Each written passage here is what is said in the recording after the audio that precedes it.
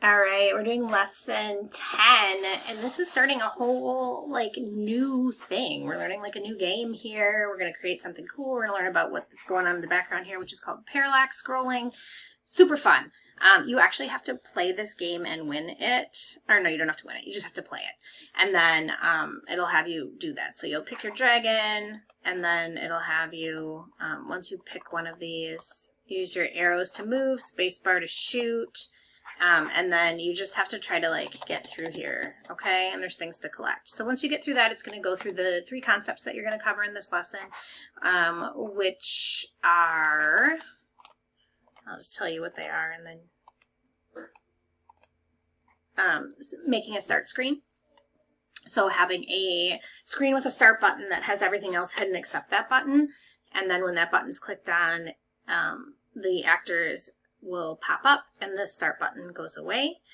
Movement, which you'll be using similar movements that you've done before, but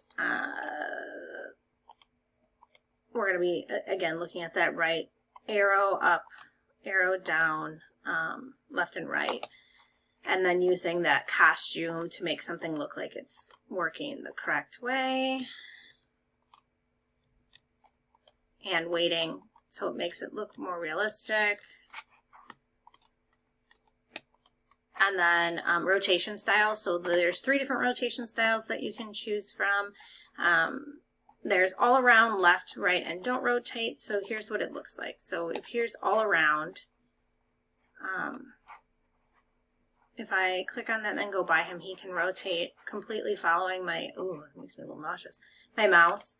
Left and right, he will only turn left or right. And then rotation style, don't rotate, it won't move at all. All right.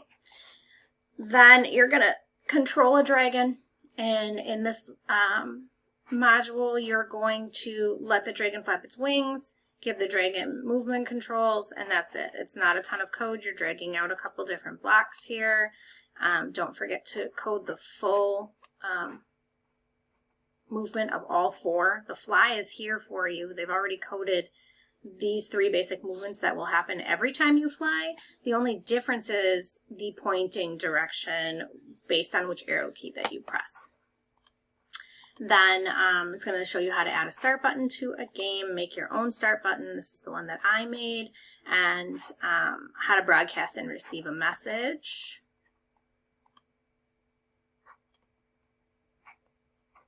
Here you will use both of the new 2 things that you just did and code that dragon to fly. And you have to survive for 30 seconds to win. You can see that they have this pulled out for you. There's a dragon and the start button. If you start with the start button, remember when the actor is clicked,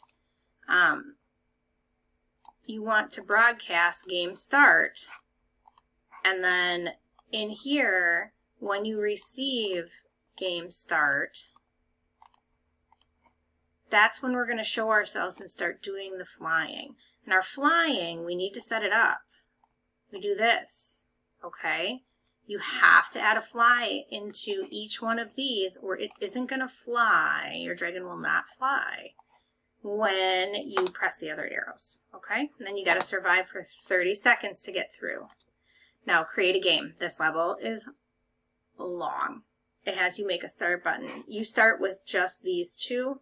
I had to add all of this and all of this code. It's a lot. So you're going to create a start button. And it walks you through here where to go to do that. Then you have to add multiple characters. So I just added 2 little alien ships, and then I added a purple ball. I built a character. Here's my character. I used the character builder so that she can actually walk and run. Then I did the code to move the actor. Like this, you know what this looks like. Go back and look if you forgot, but you should be able to do that. You have to go over to the code box here and do that. Oops. And then you're gonna code the goal. So I made a goal right here.